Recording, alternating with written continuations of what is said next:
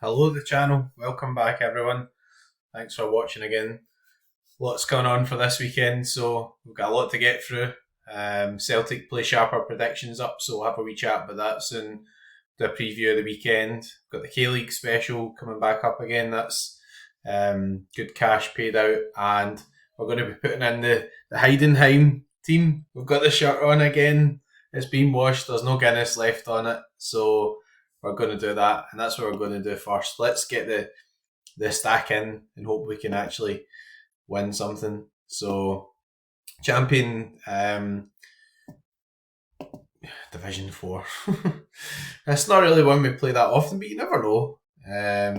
Thought we might have something slightly higher there in terms of entries, but that's probably challenger and contender, etc. there. So, that's what it is. So, Kevin Muller, Patrick Manka, we'll need to check the play sharper, obviously. Jan Nicholas, simply the bestie. Tim Kleindienst, and Aaron Dinkshi.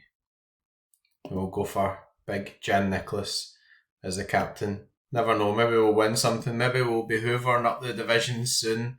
$150 for first, top 15%. Get all that cash money from champion.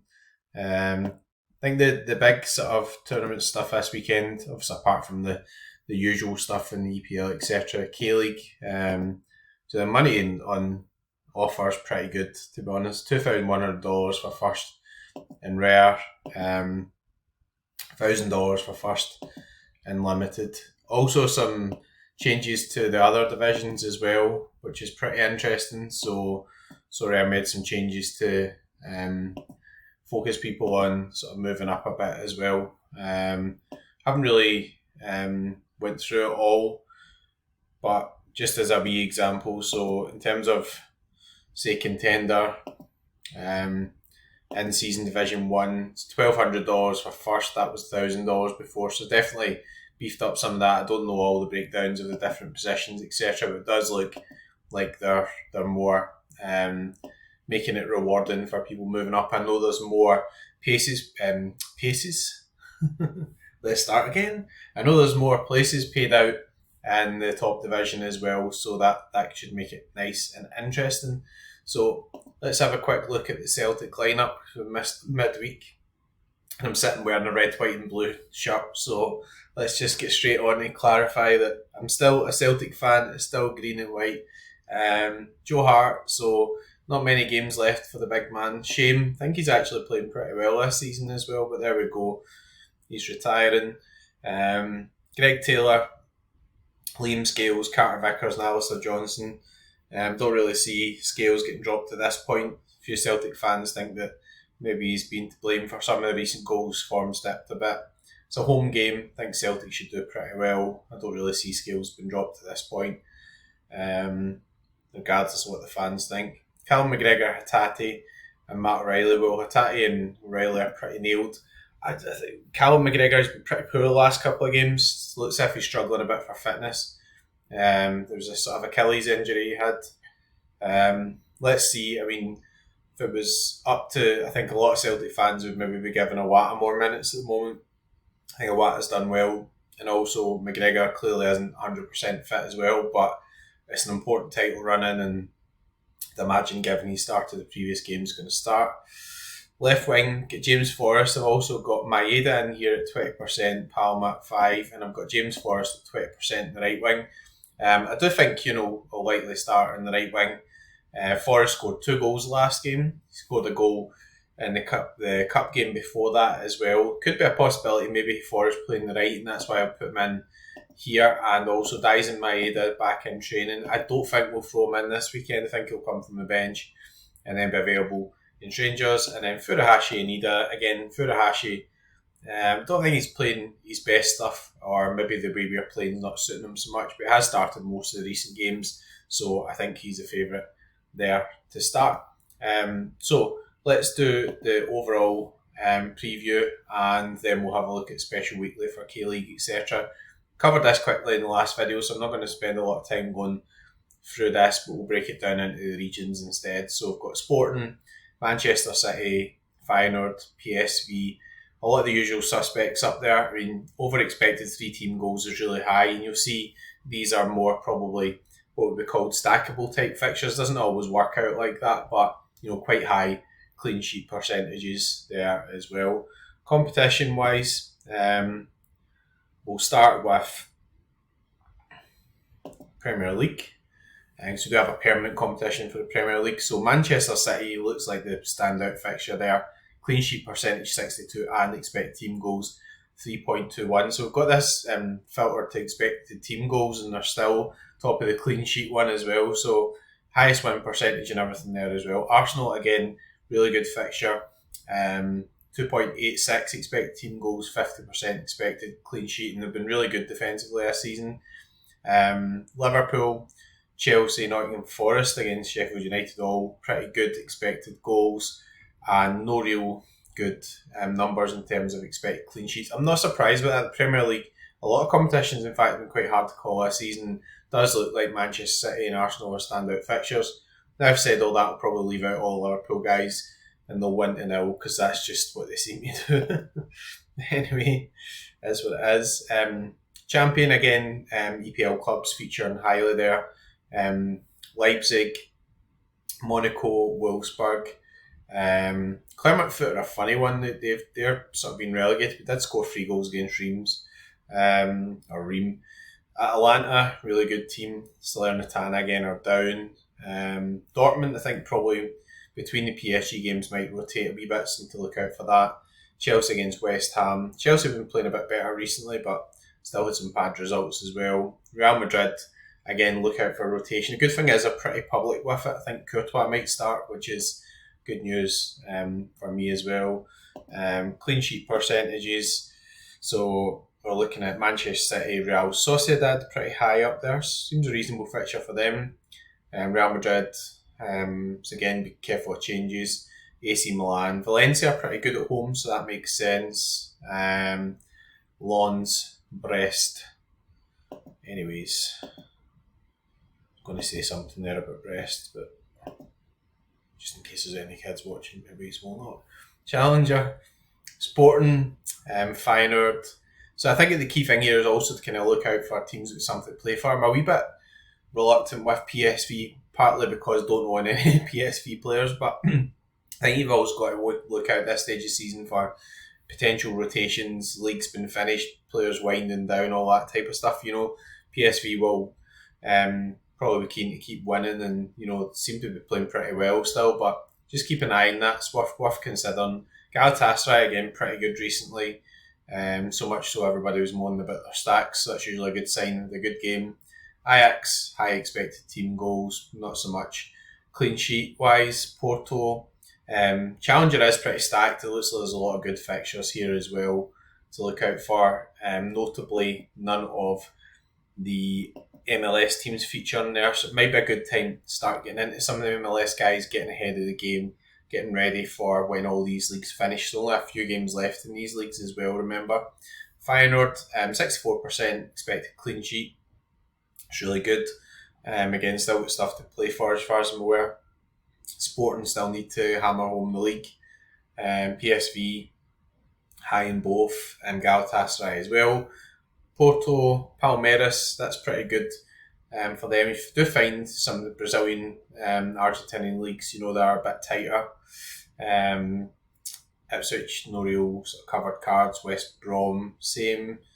Gremio, pretty interesting. Looks like Marcheson's doing pretty well there now. You'll see Fenerbahce appearing there as well, which is quite good.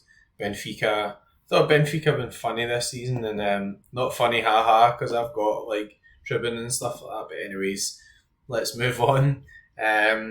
So we've got Contender, Sporting Cristal don't really have any cards. So Celtic, expected team goals 2.68. I think Celtic will be up for this. We haven't been playing, don't think we've been on vintage form, but we do have, I think, key players kind of fit. And I think with the 3-point lead, 3 home games out of the last 4, really need to win the league. Fans will be up for it. Hopefully a better result against Hearts than some of the previous results. Hearts have beaten us twice, so the word of warning there, it's not an amazing fixture. It definitely could be better fixtures in the league, but yeah, I think we'll score a couple. We've got Dusseldorf, Dusseldorfer. Nice. Fortuna Dusseldorfer appearing there. Unusual to see them. Bodo Glimt again got Evgen, Hogg, etc. They scored a few goals in the cup today, get beat 4-2, but they did make changes at the back and stuff. So pretty good fixture, I think, at home to Strum's Godset. We've got Hajduk Split, pretty good fixture for them. Nothing really else sort of standing out there. Clean sheet percentage wise, and we'll finish with K League stuff. So we've got Hajduk Split again featuring quite highly, so pretty nice fixture for them. Bodo Glimt again, they're not really licensed, so it's more of the attacking guys. They do have like cards for Bjorkan, very few of them. Rangers not really, don't have a license. Istra do, so they've got the against Rudez type fixture. That's the equivalent of playing Sheffield United, by the way, in case anybody's not sure. Troyes, Real Zaragoza, pretty good. Zenit have been a bit rough this season. They've not really been as good, to be perfectly honest. Hopefully we'll have a date in for the K-League. Ah, crap. No, we don't have a date in for K-League yet, so I was hoping we would do a wee sort of preview of that. I'll just give you my overall opinion on it. So Ulsan are playing Seoul. That's an interesting one. I mean, Ulsan have been really good in terms of getting results. They've been rotating a bit. Fear for Seoul a wee bit. I mean, they did win quite well the last time, but they rotated Baek Young Bum back in as well. Pohang Steelers playing against Jeonbuk. Jeonbuk have been really disappointing, to be honest. So I think that's quite a good fixture for them. Oberdan was suspended midweek, so he'll be back. We have Suwon against Gangwon. Suwon again have been, they were part of the double game week, etc. Do tend to score a few goals, maybe not so good at the back as well. Kind of could be a good fixture for them actually. Quite like that for Yoon Bitgram. We should have the actual projected scores in, it's just not really got the data pulled through. Incheon against Gimcheon. So Gimcheon have had 2 clean sheets in a row, I think. Incheon guys like Harrison Delbridge, etc. back, so they're going pretty well. Jeju against Diageo. I don't really follow Jeju so much. Diageo did manage a goal against Ulsan as well, but not enough to ultimately get the result. So could be a reasonable fixture for both, maybe attacking wise essentially as well. Gwangju against Diajin. Again, Gwangju, I've got some players back. So Yim Ji Sung was back from the under 23 stuff. Got a goal for me today in the penalty one, so he's on the pens and stuff too. So interesting. I think that they were different instances as well. Hopefully there's no mistake there. But there we go. So we don't have the data for that. Apologies about that. But good to do a wee sort of preview with it. And then that's where we're going to go in. So hopefully we can get, in terms of my own players, filtered to the K-League special. And we do have projections in terms of projected scores, which is good. Choi Cho 1. Yes, we do. So, K-League Special Weekly, and it's really good cash for this. So obviously, we've got players who are playing the K-League, it's natural selection. So I've kind of in one of these weird scenarios where I've got Seoul guys and I've also got Ulsan guys. So that is a bit of a pain that they're playing against each other. But that's what it is. I guess you can kind of hedge your bets in terms of having both results and just sort of run two separate teams. So Joe Hyun Woo has been excellent recently, really, really good. Delbridge, interesting now, he's on an 82 average, so that's a bit of a pain in the neck actually, so it's good to see him doing well, but it's kind of difficult to get him in the stack. So anyways, So Young Woo again came on, get an assist today, so I think he should play, which is pretty good. Midfield wise, so in terms of Ulsan, Lee Dong Gyun's away to the army now, so it's a bit that's a bit bad for people. What's the highest projected scores here? So Ki Sung Young could be an argument for kind of run him, but they're playing against each other, right? So it's a difficult one. I think MCO will be back to sort of full strength anyway. Anyone else standing out here in terms of midfield? I think Won Sang Yim will be back. So It's interesting. As I think will be Zhao Min Q. And that leaves us at 66. So, affordability wise, can't get Bojanjic in. He's been a bit in and out, so maybe not the end of the world.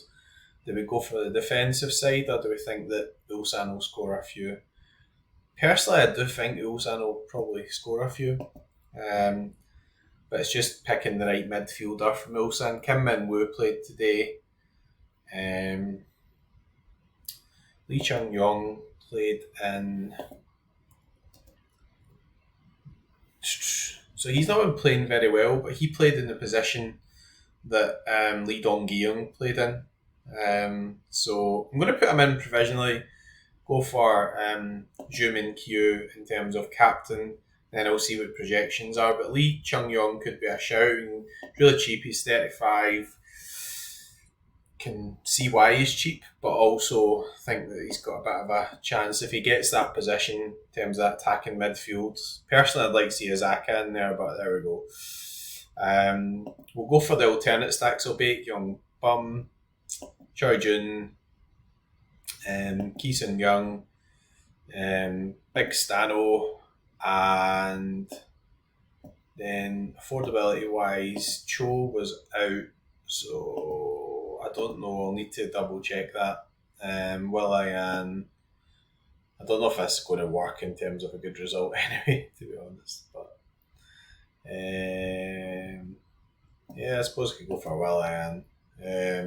Ki Sung Young captain for a masterclass. I don't like doing that, but at least it gives me two chances. And what else are you going to do? I don't have any other real great options. Could go for a bit of a mix-up and just kind of ignore Seoul. In terms of final selection, I do have the Diagin goalkeeper. I don't know. Lee Chang-yin. He's been doing pretty well, actually. Can we fit Delbridge in? Oof, that's going to be hard. 82. Deary me. They are quite heavy here in terms of Ulsan, etc. So Lee Myung Jae is actually a good shout. We look at these greens he's had, and then he's on a 49, so pretty interesting there. Don't really want to play Yim Jae Sung against Lee Chan Gain. That's the problem. Was a bit of a differential, but just hard to see how that can be sort of an ideal score. Get anybody else? We'll just chuck him in. What's the worst that can happen? What is the worst that can happen? Cezinha, I don't think's back. Martin Adam, don't think going to play. He could play Cho and Bojanjic. He is on the pens and things as well. So there we go. It's third option, and there's loads of cash to play. Or you could pick some a fiver or whatever, So be it. Rare. So we'll spend a lot of time in this, but I'm really enjoying the specials, and they've been bringing in a wee bits of cash here and there and stuff, which is really good. So again, Joe Ian Wu makes sense. Let's change this to rare. Again, I've got a Delbridge, but it's quite high in terms of that cap cost. So that's a problem now, right? It's just the actual cap cost. Seo Young Woo, I think, makes the most sense anyways. Midfield wise, so we can mix this up here. We could play Yoon Bitgaram again. Let us down last time, but yeah, I'm going to forgive him. And then so play Min Q. He's been really good. Again, these scores here when you see the lower scores, but that's because of rotation. Then he was brought on, so you've got to also factor that in. Who we're going to play? I would say who we're going to call Ghostbusters. I think Wong Sang Yim. Honestly, the guy's quite explosive, and I just think cap cost wise and all that sort of jazz as well. Then we'll go for Sol Young Woo. He, highest average puts in really high peaks. I do think Seal will score, but we're going for a kind of optimal stack and all that jazz. So there we go. So we've done the K League special. We've put in our champion team. Let's do some under 23 work, because that's the one I really actually enjoy playing, actually, under 23 competition. So Cavlina, nice fixture there, so that's good. Don't need to worry about what division we're in and everything here. We can just whack in a team. But bear in mind that you will have extra entries in this in August as well. So we've got Cavallina, Guttelbauer playing now as well. A couple options. Don't really want to play Bake, I don't think, against um, Ulsan.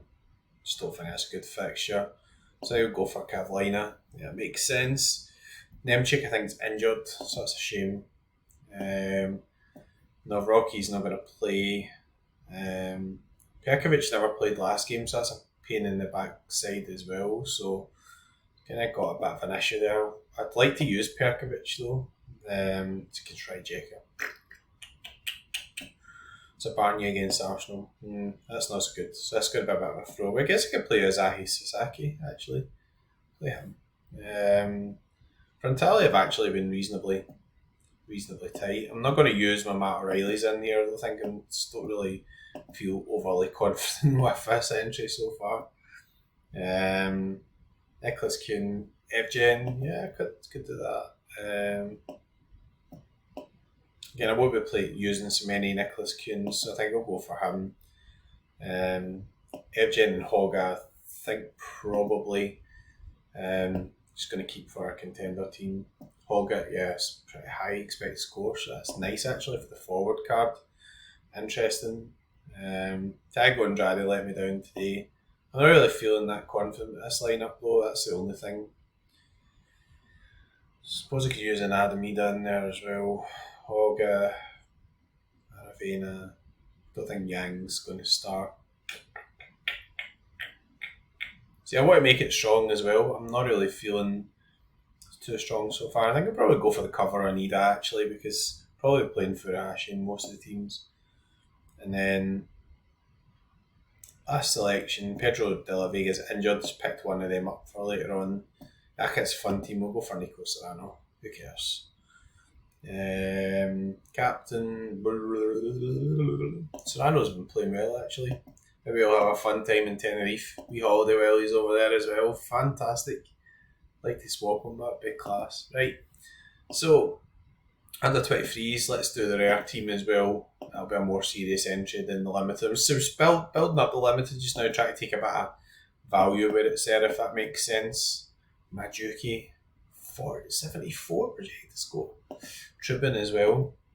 Does Trubin come back into the reckoning? I guess he's got to. I quite like using Majeki in the cash comps for champ, etc. there as well. So projected scores, we've got a good amount of choice here. Ozako, definitely one to consider with Sanfrecce being at home.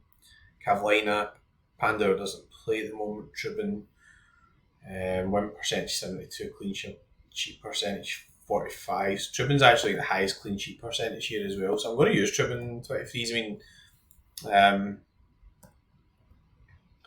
kind of go for that. Benfica are due a clean sheet. Schlotterbeck, I don't know if I'm going to risk this weekend. I mean, surely they'll rotate a bit between the PSG games, you would have thought. Tonio Silva in there for the defensive stack. I think it's got to be done. Only calling the one clean sheet then, which will be wrecked by the same result, but there we go.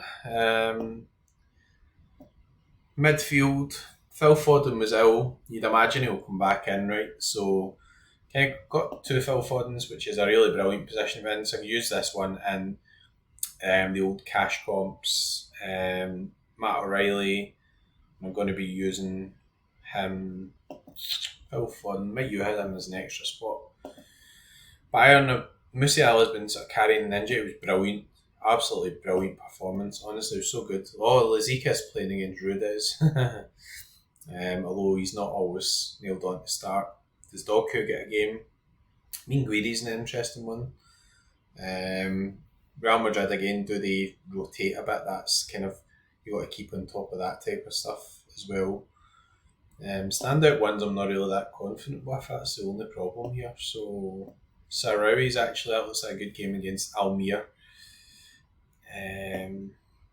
Love to use Sparta. I've got PSV. That's a bit of a pain in the backside.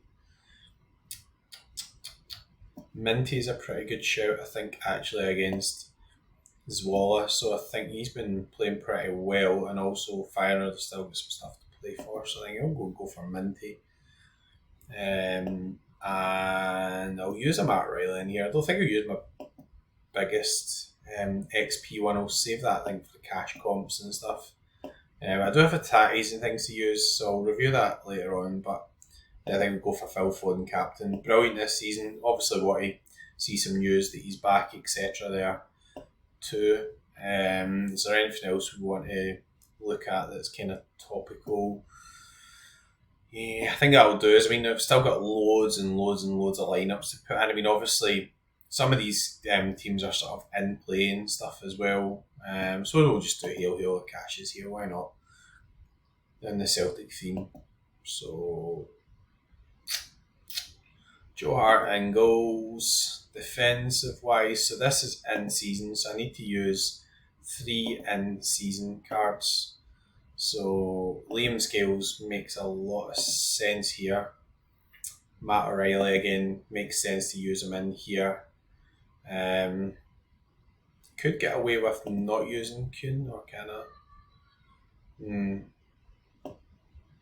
Yeah, I probably need to use Nicholas Kuhn because goalkeeper card is Joe Hart, and then last Celtic super rare in season. Interesting one. I mean, James Forrest's been really doing pretty well, hasn't he? So, contender super rare. Guess I should have looked at that first. But so I've got a tatty forward card I could use. That's interesting. Cezinha's injured. We've got Felipe Silva, the big shagger. Hogga scored today, so if I pick him, he'll probably not score. Guess I probably want to just go full Celtic stack.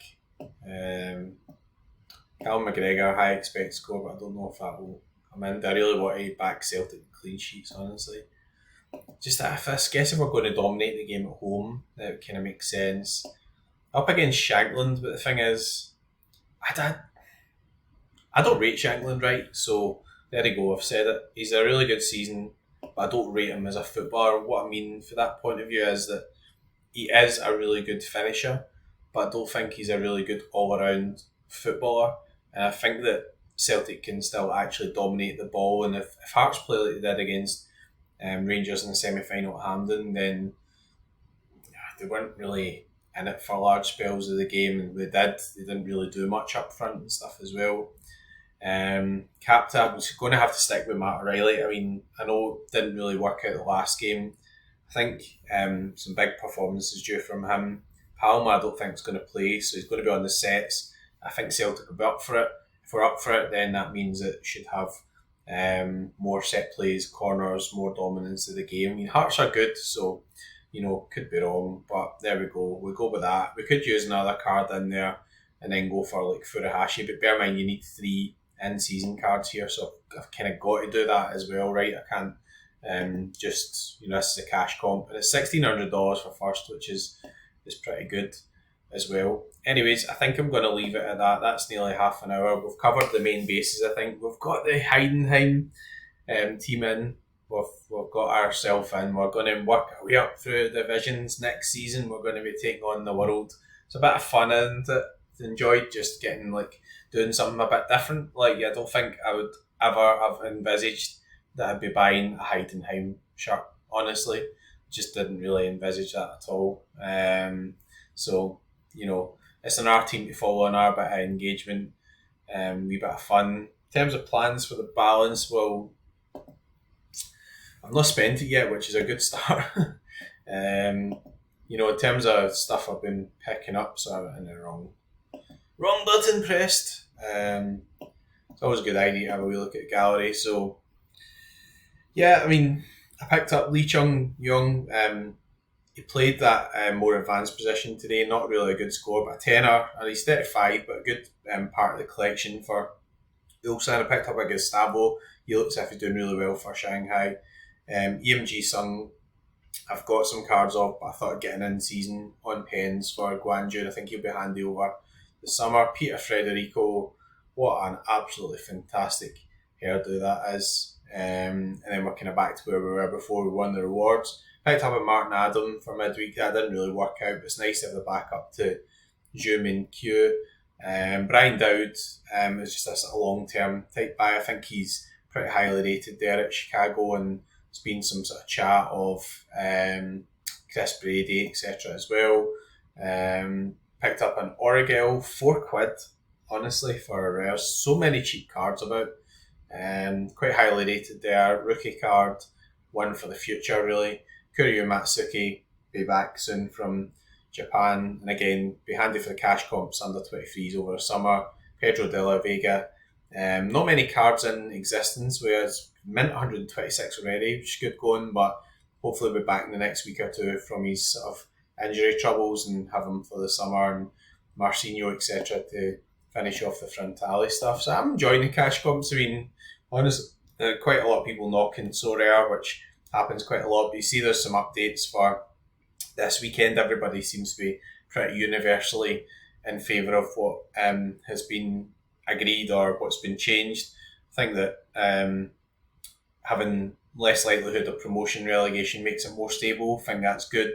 You know, people sometimes want to like get a good result, but then don't necessarily want to move up to the top division. But then again, you know, if you do get a good result and then you get another good result, the rewards on offer up there, up top particularly, are pretty good. And, you know, yeah, I mean, if you have your really huge result, then you do want to win something that's really good. So I think they're getting there, and hopefully we'll have more evolution, you know, towards August, which seems ages away, but we'll totally fly in. So, anyways, thanks again for watching. Any suggestions for the video, anything that you want to feedback or whatever, please let me know. But if you have enjoyed, please like, please subscribe. It helps the channel in terms of running things. We've got the Brentford top giveaway on Twitter as well. If you want to go and have a look at that, all you need to do is be a follower of the channel and like and subscribe on Twitter, and we'll draw that on Friday night in terms of the winner of the Brentford top as well.